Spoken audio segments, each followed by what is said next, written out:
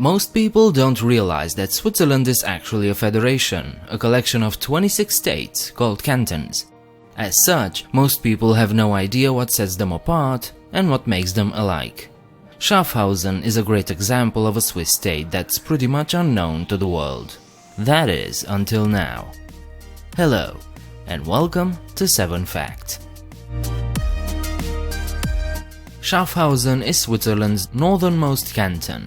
It's practically sandwiched between Switzerland and Germany, and as a result, well, just look at the map. The canton's territory is divided into 3 separate segments, and the central part separates the German exclave Büsingen am Hochrhein from the rest of its motherland. A complicated deal for sure, but it seems to work. In other aspects, Schaffhausen is a tiny canton with barely 81,000 people. So is it a dull place? Let's find out. During the Middle Ages, Schaffhausen was initially a city-state. By the year 1045, they already minted their own coins and prospered for the next centuries.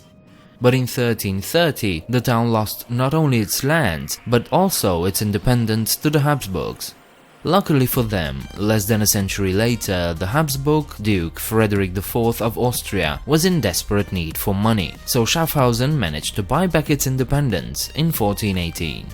In the decades to come, in order to secure their independence, Schaffhausen allied itself with 8 other Swiss confederates, thus joining its history with the Swiss Confederation.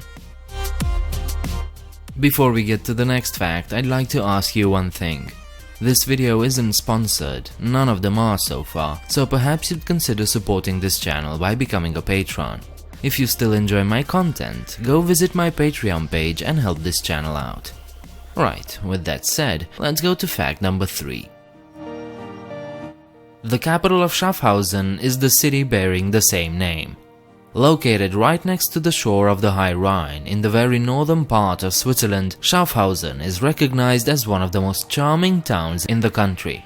The 16th century hilltop fortress, lots of painted and intricately decorated houses, old trading houses and houses of guilds from the epochs of the Gothic and Baroque, and long rich history that still echoes in the city's narrow cobblestone streets. This is the city every visitor will fall in love with at first sight. This is a spectacularly beautiful city and a pride for all Swiss citizens. The emblem of Schaffhausen is the Muench medieval fortress. The ring-shaped stronghold was built between 1564 and 1589, and it's a landmark that can be seen for kilometers. The fortress, located in the center of the city, was erected of course with the aim of defending the town from the enemy. Today, Muench is the only wholly preserved fortress in Switzerland. On the tower of the fortress there is a bell which is winded up manually every evening at 9 o'clock for 5 minutes. Meanwhile, the guard of Muench, who resides in the tower, rings the bell, continuing the old tradition according to which ringing this bell meant that the gates of the city and all of its hotels should be closed. When thinking of Swiss watches, the word Rolex immediately comes to mind, but they're not the only watchmakers in the country, not by a long shot. Back in 1868, Florentine Ariosto Jones founded the International Watch Company, or IWC. They are the only internationally renowned luxury watchmakers that reside in the eastern half of the country. And if you ever thought the Swiss are all about precision and quality, this company is living proof of that. IWC asserts that their service department can still maintain and repair watches of all previous years since the company's establishment in 1868. Moreover, detailed records for each and every watch produced by the factory have been kept since 1885.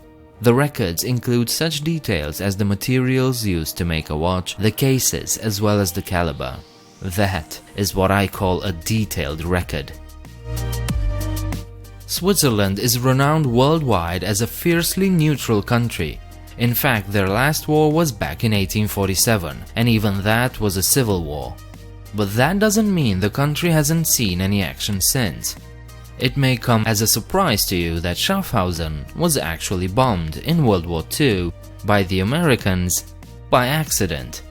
The daylight bombing of Schaffhausen on April 1, 1944 by the United States Army Air Forces was the most serious incident of the war.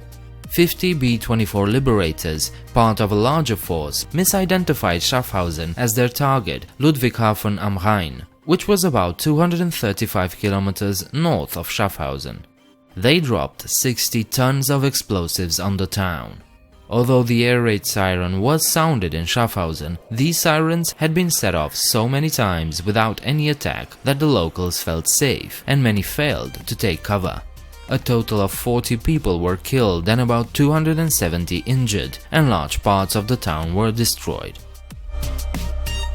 When you imagine Switzerland, the first thing that probably comes to mind is the Alps.